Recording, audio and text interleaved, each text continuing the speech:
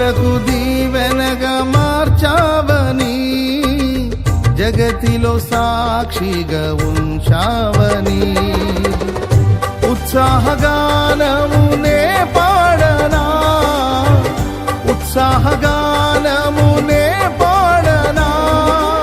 ఏదైనా నీ కొరకు చేసేందుకు ఇచ్చితివి బలమైన నీ శక్తిని. ఏదైనా నీ కొరకు చేసేందుకు ఇచ్చితివి బలమైన నీ శక్తిని. ఇది ఏ చాలును నా జీవితాంతము ఇలా నా కన్ను